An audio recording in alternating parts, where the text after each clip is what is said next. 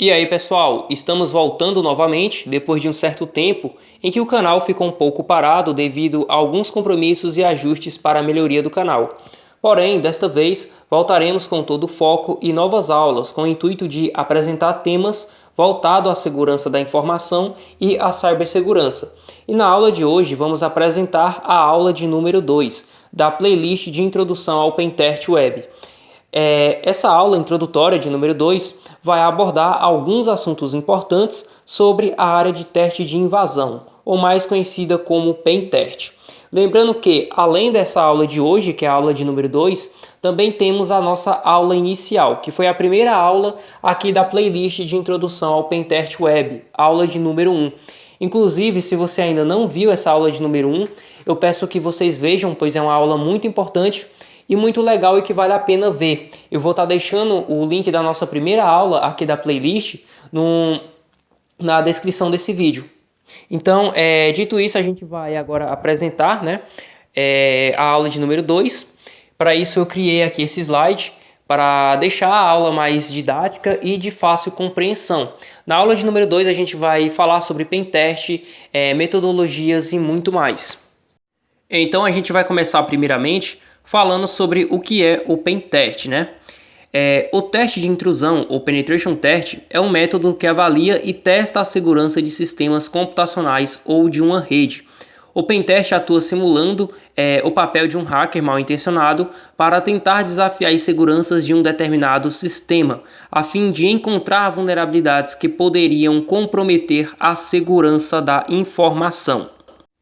Então, resumindo tudo isso que eu acabei de ler para vocês, o profissional da segurança da informação ou da cibersegurança, que é a segurança cibernética, o Pentest em si, o principal objetivo do Pentest é avaliar a segurança de um determinado sistema, rede ou software, simulando um ataque real de um hacker mal intencionado.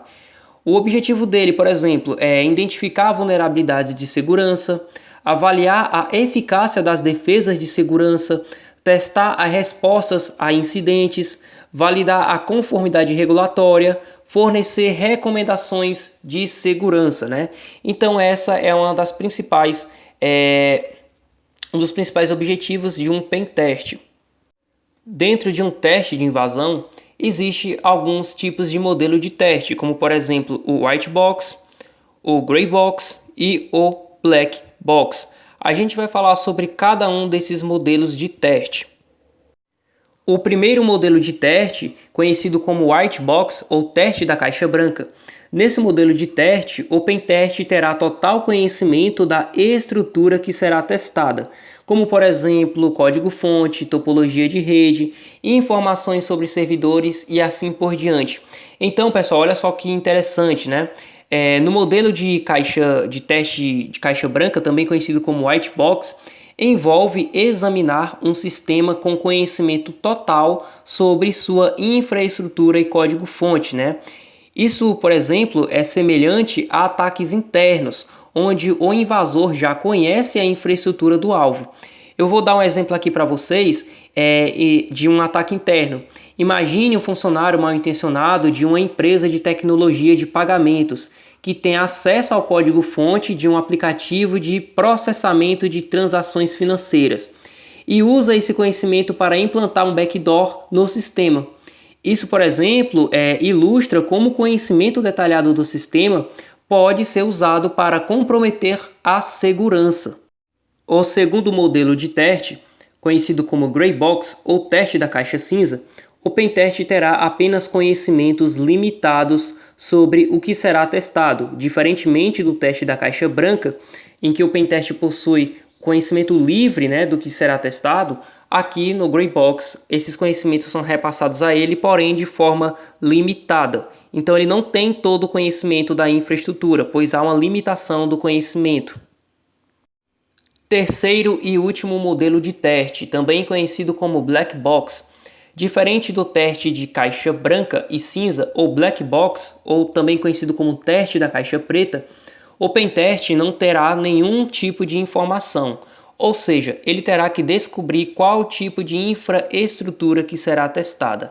Então, olha só que interessante esse modelo de teste. O modelo de teste Black Box, também conhecido como teste da caixa preta, o pentest ele não recebe nenhum tipo de informação do sistema que ele vai testar. Então ele vai ter que buscar as informações sozinho. Então ele vai ter que coletar as informações como quais são os tipos de softwares que aquele sistema está utilizando, nome de usuários, e-mails e assim por diante. É importante também entender que esse modelo de teste, o Black Box, ele simula as condições de um ataque externo, onde o atacante não possui nenhum tipo de conhecimento interno do sistema-alvo e precisa coletar as informações antes de realizar, né, os seus ataques. E agora, seguindo mais adiante, a gente vai falar sobre metodologias, que é uma das etapas gerenciais da segurança da informação. Aqui veremos que a segurança da informação é bastante ampla e muito complexa, e apresentamos os modelos científicos de metodologias. Então a gente vai falar um pouco sobre as metodologias principais, né? Que eu não posso falar sobre todas, pois senão o vídeo ficaria muito complexo, pois existem vários tipos de metodologias, né? Então a gente vai falar sobre algumas. A primeira metodologia muito famosa, eu acredito que muitos aqui já conheçam, né, que é a OASP, que é a Open Web Application Security Project. É uma metodologia de pentest focada em aplicações web. A OASP tem sua metodologia principal e também as suas submetodologias. Então eu vou falar aqui sobre algumas de suas submetodologias. A primeira submetodologia, conhecida pela sigla WSTG, Web Security Testing Guide, é um guia abrangente, né, que fornece ali orientações detalhadas sobre como testar a segurança de aplicativos web. Pessoal, e a segunda submetodologia da OASP, conhecida pela sigla MASVS, Mobile Application Security Verification Standard, é um conjunto de recomendações para avaliar a segurança de aplicativos móveis. Então, é uma submetodologia voltada para o mobile, né, que são os aplicativos móveis. Terceira e última submetodologia, temos a FSTM, que é uma metodologia para testar a segurança de firmware, né? Que são softwares embutidos em dispositivos eletrônicos, já que os firmwares hoje em dia, né, estão basicamente em tudo. Mas é válido lembrar que a OASP ela é voltada somente para a web, então ela não vai fugir muito desse contexto. Então é muito importante vocês terem essa noção. Passando para a segunda metodologia, né, a gente tem uma aqui que eu gosto bastante, que é a PTS, certo?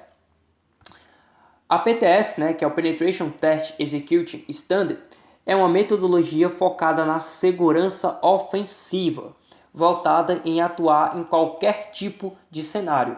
O PTS consiste em 7 seções, que são elas. Primeira seção do PTS, né, que é o pré-engajamento. O pré-engajamento, né, é a fase inicial em que são estabelecidos os objetivos, escopos, limitações e requisitos para a realização do teste. Então é na fase inicial, né, do pré-engajamento em que o testador de vulnerabilidade, o pentest, ele vai entrar em acordo com a instituição. Então é nessa fase que ele vai verificar quais são as limitações, o que ele deve fazer e o que ele também não deve fazer, certo? Por isso que ela é a fase inicial da metodologia PTS. Passando para a segunda fase, né, aqui do PTS, a gente tem a coleta de informação. Na coleta de informação, o pentest ele vai tentar coletar o máximo de informações do alvo, né? Então ele vai fazer ali um fingerprint, um footprint, um OSINT, né, para tentar coletar informações como servidores, nome de usuários, coleta de informações como, por exemplo, e-mails, redes sociais e tudo aquilo que poderia afetar a segurança da informação. O pentest vai coletar isso, né, para tentar usar isso contra a própria segurança dos sistemas, certo? Passando para a terceira etapa, a gente tem a modelagem de ameaça. Essa fase é utilizada para identificar e documentar as potenciais ameaças e vulnerabilidades de um sistema. Quarta etapa, análise de vulnerabilidade. É nessa etapa que o pentest ele vai analisar as vulnerabilidades, tentar mapear como que ele vai explorar aquelas vulnerabilidades, saber se realmente aquela vulnerabilidade ela pode ser explorada ou não, ou se realmente se trata de uma vulnerabilidade também, né? Temos também a exploração. É na quinta etapa que o pentest de fato vai explorar a vulnerabilidade. Depois que ele tiver certeza que o que ele encontrou se trata de uma vulnerabilidade, ele vai tentar explorar a vulnerabilidade, né? Ele vai tentar explorar aquela fraqueza para tentar adentrar ali no sistema, né? Tentar comprometer ali o sistema explorando a vulnerabilidade encontrada. E só depois da fase de exploração é que entra a pós-exploração. Essa fase, pessoal, é uma fase bem importante. Por quê? É nessa fase de pós-exploração que o pentest ele vai tentar manter acesso dentro do sistema. Então, por exemplo, vamos supor que ele estava fazendo ali a auditoria em um determinado sistema e ele encontrou uma vulnerabilidade, ele conseguiu explorar essa vulnerabilidade, porém ele precisa se manter dentro do sistema. Ou seja, ele precisa entrar e sair dentro do sistema que já foi comprometido quando ele bem entender e quando ele quiser. Então, para isso entra a fase de pós-exploração, que no caso ele poderia usar ali o uso de backdoors, né, que são as famosas portas do fundos, né, que a gente vai falar isso nas aulas práticas, né, e vamos demonstrar também como que o uso de backdoors é algo perigoso, né, que pode comprometer ali a segurança dentro de um sistema. Então, essa é a fase de pós-exploração, que é o momento em que o pentest, né, ou até mesmo o atacante em si, ele tende a se manter dentro do sistema que está sendo atacado, certo? A última seção, né, que é o relatório. É nessa parte de relatório que o pentest vai criar, né, como o nome já diz, um relatório, em que ele vai colocar tudo que ele encontrou, como as vulnerabilidades, as informações que ele conseguiu encontrar, como que ele agiu. Então ele vai fazer ali como se fosse realmente, né, um relatório mesmo, né? Ele vai criar um relatório de fato e vai apresentar para a instituição como que ele conseguiu fazer tudo aquilo, certo? E lembrando que os relatórios seguem um padrão ali do PTS, né? A gente vai ver isso mais à frente. Passando para a terceira metodologia, a gente tem a OSSTM, certo? A OSSTM, que é a Open Source Security Testing Methodology Manual, né, ou Manual de Metodologia de Teste de Segurança de Código Aberto, ou SSTM, é um manual desenvolvido pela ISECOM e é disponibilizado como um documento onde você pode se basear por ele para desenvolver sua própria metodologia. Então, olha só que interessante, né? O SSTM é um documento, né, que foi criado ali pela ISECOM, certo? Que você pode se basear nele para criar sua própria metodologia de segurança. Passando pela quarta metodologia, que eu acho também muito interessante, que é a NIST, né? O NIST, né, que é o National Standard Institute of Standard and Technology, criado pelo Instituto Nacional de Padrões e Tecnologia dos Estados Unidos, é um guia prático que apresenta recomendação para análise de vulnerabilidades em aplicações e rede.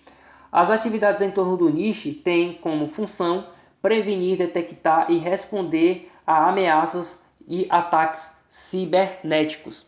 Então, olha só que coisa legal, né? Muito interessante. Então, a gente pode ver que a segurança da informação é algo complexo, né? E pentest não é somente você ir em um determinado sistema e invadir. Para isso, você tem que ter todo esse modelo científico, né? Essa parte gerencial que é chamada de metodologias. E para finalizar a aula de hoje, eu quis apresentar para vocês também um conceito sobre arquivos maliciosos. E para isso eu montei aqui esse último slide da aula de hoje, que fala um pouco sobre eles. Aqui eu falo o seguinte, que diversos são os ataques que podem comprometer a segurança de dados em uma organização. Além dos ataques que causam prejuízo às organizações, também existem os vazamentos de dados, ou conhecido como exposed. Cada software mal intencionado tem a sua maneira diferente de instalação, propagação e etc. Observe nos próximos slides alguns dos arquivos maliciosos e as características de cada um deles. Então, nesse próximo slide que eu vou apresentar para vocês, eu vou falar sobre como que alguns dos arquivos maliciosos se comportam, né? Obviamente, como a tecnologia hoje está muito avançada, então esses arquivos maliciosos, que são os malwares, né? Eles também estão de forma muito avançada. Então, acompanhem o próximo slide e vocês vão entender um pouco mais sobre eles. E aqui eu trouxe como exemplo um dos arquivos maliciosos que muitos já conhecem, né? Que é o vírus. Um vírus computacional é um programa malicioso ou parte de um programa. Esses programas necessitam ser ativados para cumprirem seus objetivos, e geralmente isso ocorre na execução do programa malicioso ou um arquivo hospedeiro. Um arquivo hospedeiro, né, que carrega ali um vírus, é chamado de carga útil ou também conhecido como payload. E aqui temos o segundo tipo de arquivo malicioso, conhecido como worm, né? Na qual a tradução significa verme. O worm é um programa altamente perigoso. Ele é um programa que pode se propagar pela rede enviando cópias de si mesmo de computador para computador. Um worm, pessoal, né? Ele é um tipo de malware, né, autônomo, que se espalha de um computador para outro, sem a necessidade de intervenção humana. Ao contrário do vírus, os worms, né, não precisam se anexar a arquivos executáveis ou se infiltrar em programas existentes para se espalhar. Em vez disso, eles exploram vulnerabilidades de segurança em sistemas ou redes de softwares e se propagam de forma automática. E aqui eu trouxe um outro tipo de arquivo malicioso, também muito conhecido. Ele é popularmente conhecido como Trojan ou também conhecido como cavalo de Troia. Ele recebe esse nome, né, de cavalo de Troia em referência ao cavalo de madeira usado pelos gregos na mitologia grega para invadir a cidade de Troia. Esses tipos de softwares maliciosos eles carregam a ilusão para fazer com que usuários desatentos instalem o malware. Então, os Trojan, né, ou os cavalos de Troia, eles se disfarçam de programas legítimos ou arquivos aparentemente inofensivos. Por isso que eu usei o termo ilusão, porque eles têm o objetivo de iludir os usuários desatentos para enganar eles, né, e fazer com que eles instalem e logo depois infecte os seus sistemas. Então, esse é um dos objetivos de um Trojan. E ele tem diversas finalidades, como instalação de backdoors, roubo de informações, destruição de dados e assim por diante. Quarto e último tipo de arquivo malicioso, eu trouxe aqui os rootkits. Os rootkits são um conjunto de programas que permitem camuflar e assegurar a presença de um invasor ou a presença de um outro arquivo malicioso em um computador comprometido. Então podemos ver que os rootkits são softwares maliciosos, né? São malwares sofisticados projetados para permanecer oculto e manter acesso persistente e não autorizado a um sistema já comprometido. E algumas de suas finalidades são ocultação de atividades maliciosas, persistências, acesso privilegiado e evitação de detecção. Pessoal, então a aula vai ficando por aqui. Eu espero que vocês tenham gostado. Não esqueçam de deixar o like, se inscrever no canal e se vemos na próxima. Até mais.